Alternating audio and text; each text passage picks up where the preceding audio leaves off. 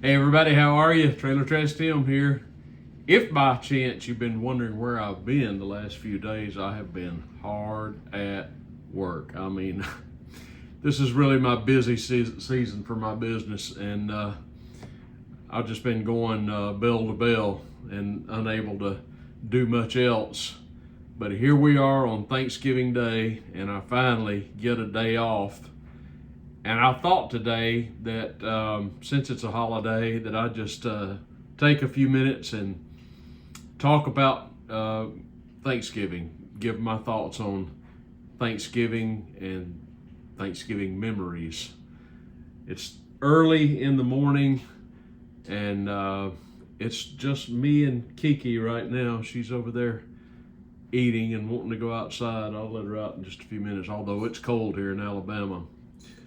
And later on, I'll start cooking, and I'll enjoy some traditional Thanksgiving fare that I can eat anyway. But I was thinking about a lot of the things I can't eat anymore, but they kind of tie in with my childhood. And hang on just a minute. I got you. I got you finally. You want to say hello? Say hello to everybody and a happy Thanksgiving. Happy Thanksgiving. I know you want down, you lunatic.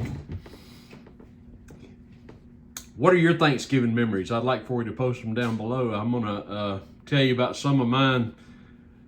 As you know, probably, I was raised in the Deep South. I saw my first fluorescent light on February 23rd, 1961 in Marietta, Georgia. And my mother was the quintessential Southern cook. I could probably best describe her cooking if you want to relate to somebody famous. If you think of somebody like maybe Paula Deen, that kind of cooking, that was kind of how my mother cooked. My mother was a fantastic cook. Her name was Mary Jean, and she could lay down a spread, which she would do pretty much every day, but particularly on days like Thanksgiving, and we would have the traditional fare every year. We would have the turkey, and probably the favorite thing my mother ever made, something I wish I could have, but even if she were still with us, I couldn't eat it. Although on Thanksgiving, I'd be really tempted. But my mother made the best dressing. In the South, we call it dressing. You may call it stuffing, but we would call it dressing. It was cornbread dressing, and I've often tried to duplicate her recipe, which I didn't capture. And I don't honestly know if she had a recipe, to tell you the truth. It may have all been up here.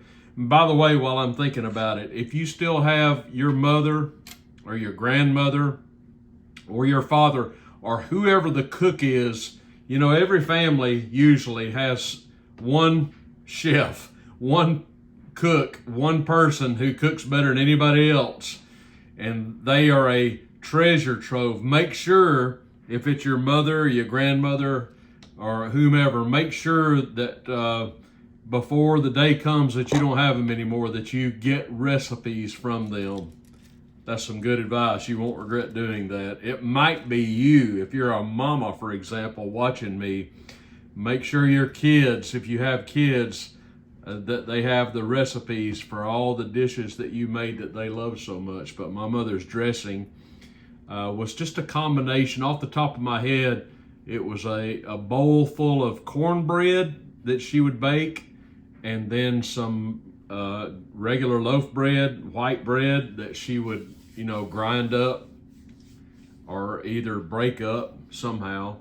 And she would add, chicken broth or chicken stock, and celery and onions, eggs for binder, of course. And I think the key ingredient was either chicken seasoning or sage, or maybe a combination of the two, I think.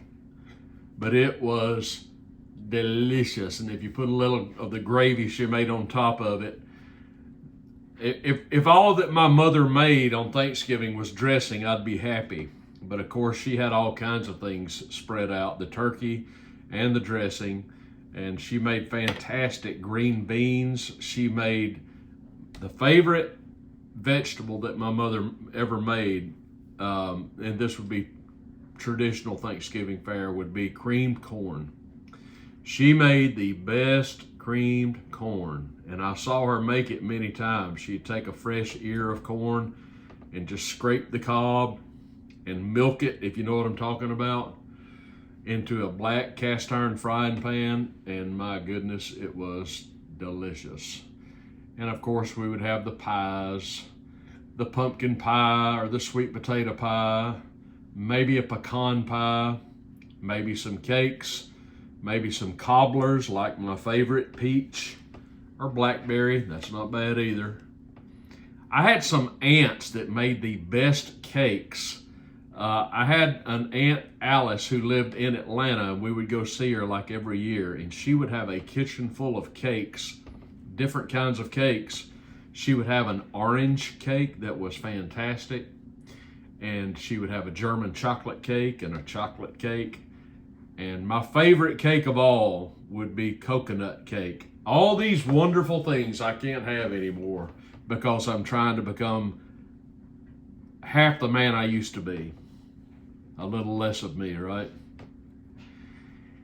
So, of course, we would probably eat our Thanksgiving around 1 or 2 in the afternoon with a big crowd at the house. All the family would gather together.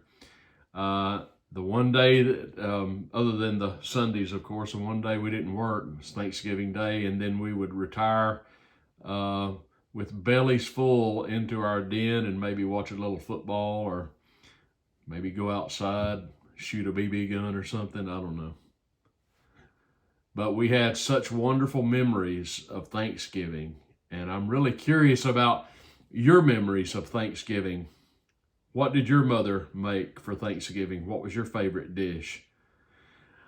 It's not Christmas, but I guess this is kind of the traditional start of the Christmas holiday season. Everybody's probably starting to do shopping. I know a lot of people are doing the Black Friday stuff tomorrow. I'm not into that, of course. Any shopping I can do is better done online as far as I'm concerned.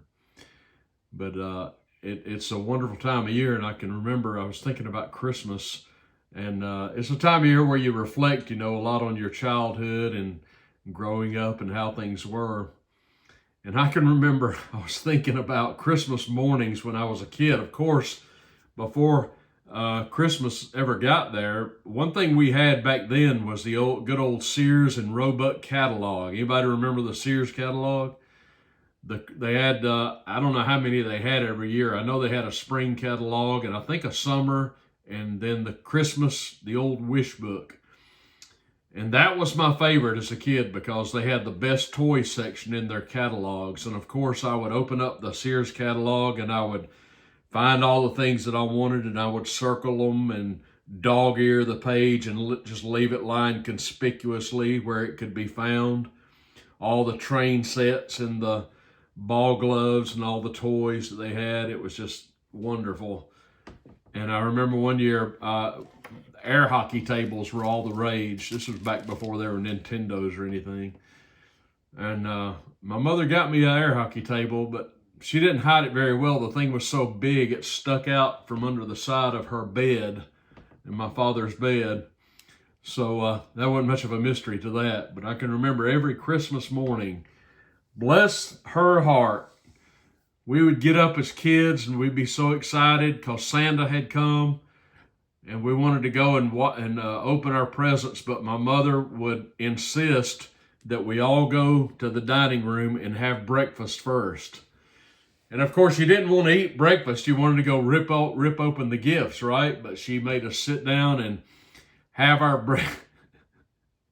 bless her heart, have our breakfast. And I remember in later years, I'm getting pawed at down here. You don't want to be on camera. You just want to paw at me, right? In later years, before we'd have breakfast, and then we would gather around the tree, and my mother would open up her Bible and read the Christmas story to us. And finally, we could open up our presents. I remember the air hockey table year. I remember getting gifts like Rock'em Sock'em robots, a bicycle. I love the game Operation. But I'm getting ahead of myself. It's Thanksgiving, right? We didn't get gifts on Thanksgiving. We were all focused on food, you know, the turkey and the dressing and what have you. And that's all we'd eat because you're so full. And then that evening, if you got hungry at all, there were plenty of leftovers. And then, of course, the next day it was turkey sandwiches or turkey casserole or turkey tetrazzini or whatever, although there's probably wasn't that much left over because we had some healthy eaters around the house growing up. Well, later on, I don't really have any plans today. I'm just going to try and rest a little bit. But I may turn on, just for nostalgia's sake, the old Macy's parade and watch that for 4 or 5 minutes. I don't know. We'll see. Maybe watch a little football today. And I'll be reminiscing about those wonderful days with my parents and my brothers and all the in-laws and outlaws and relatives that we would visit with at times like Thanksgiving Day. I wish all of you a very happy Thanksgiving Day. I hope you enjoy your festivities today and enjoy your loved ones. And I'll be returning to more regularly scheduled programming very soon. Bear with me, if you will, everybody. I really appreciate your patience, but, you know, I'm not bemoaning the fact that I'm still, you know, working my job, but it's requiring a lot of my time here lately. And this is a time of year where a lot of people are pulling back and, you know, maybe resting a little more. I don't know, but not me. I'm hard at it. Have a great Thanksgiving, everybody. I really appreciate all of you watching, and I wish the very best for you and your loved ones. This is Trailer Trash Tim. I'll see you soon.